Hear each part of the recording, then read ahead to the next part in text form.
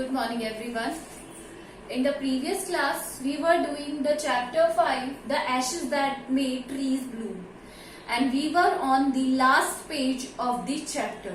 We will start from that.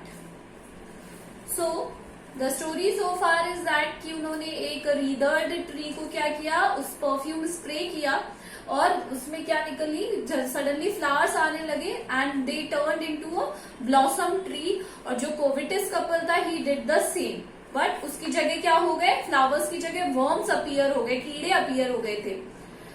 Now we will start on page 58.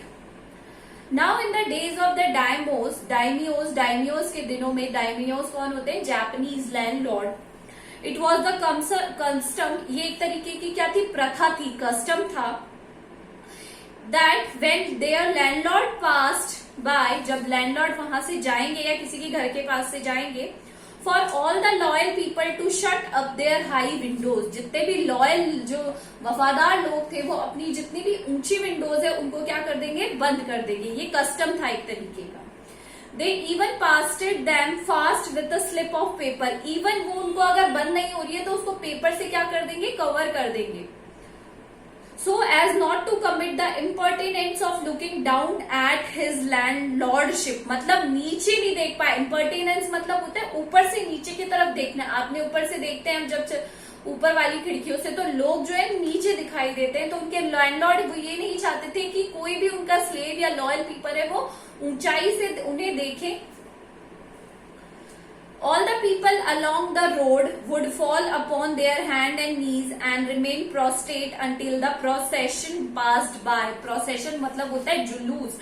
मतलब जितने भी लोग थे वो अपने नीज पर बैठ जाते, हाथ जोड़कर, सर झुकाकर, जब तक वो जो लैंडलॉर्ड का जुलूस वहां से नहीं चला जाता था वहीं बैठे रहते थे. The train drew near, train धीरे धीरे पास आने लगी. One tall competent man march ahead, एक लंबा सा व्यक्ति आगे मार्च कर रहा था. Crying out to the people by the way, जो भी उसके रास्ते में आ रहे थे उन लोगों को कह रहा था, get down on your knees, get down on your knees, मतलब अपने घुटनों के बल बैठो.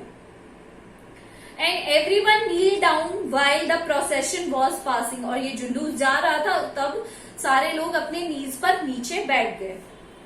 Suddenly the leader of the van, जो वैन का लीडर था, caught side of the age man up in the tree. अब उन्होंने देखा जो कि एक मैन मतलब ट्री की हाइट पर बैठा, ऊंचाई पर बैठा है. He was about to call out to him in a angry tone, वो उसे बहुत एंग्री टोन में बुलाने वाला था.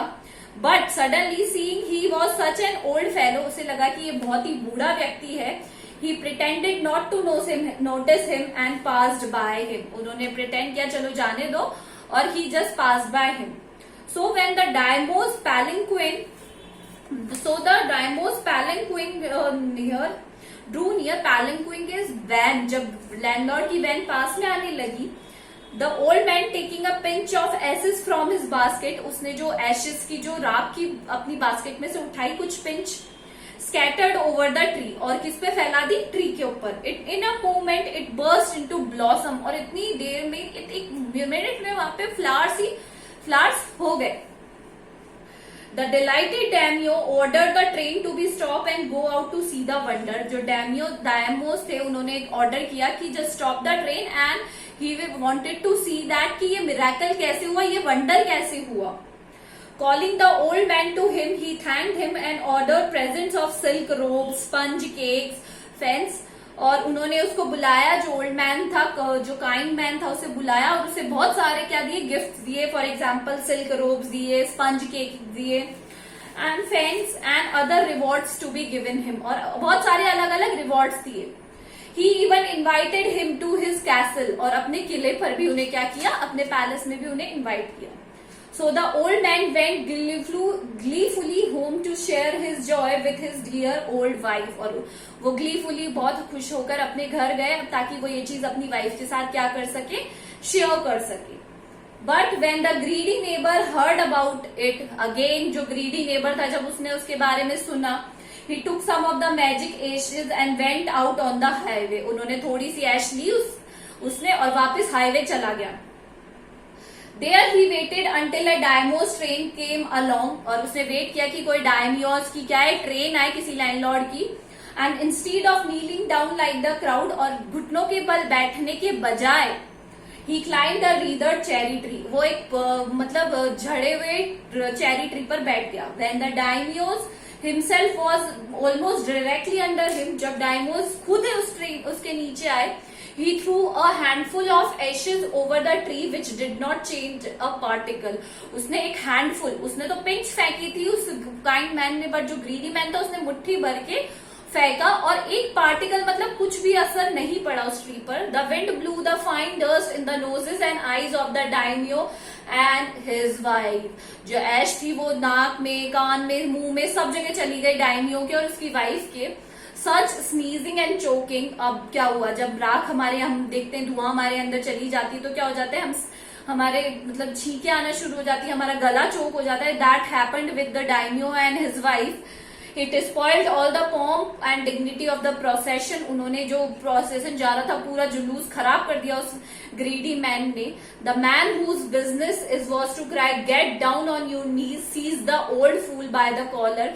जो एक व्यक्ति जो आगे चलता है उनके साथ में एज अ बॉडीगार्ड, जो कहता है कि सबको की get down on your knees, उसने ग्रीडी मैन को कॉलर से पकड़ा, dragged him front of the tree से नीचे उतारा, and tumbled him and his hares basket into the ditch by the road. और रास्ते में एक गड्ढा हो रहा था, उसमें उसको, ग्रीडी मैन को और उसकी बास्केट को फेंक दिया. डिच इज गड्ढा. Then beating him soundly, he left him for dead. और उसे बहुत मारा और उसे मरने के लिए वहीं छोड़ दिया. Thus the wicked old man died in the mud. और इस तरीके से जो चालाक व्यक्ति था उसकी डेथ हो गई उसी मड में. But the kind friend of the dog dwelt in the peace and plenty. But जो डॉग था उसका, वो किसकी आत्मा को अब शांति मिली. And both he and his wife lived to a green old age. और अब धीरे धीरे जो उसकी वाइफ और जो काइंड मैन था वो क्या लिखने लगे, एक ग्रीन एज. ग्रीन मतलब एक हेल्दी एंड प्रॉस्परस लाइफ जीने लगे.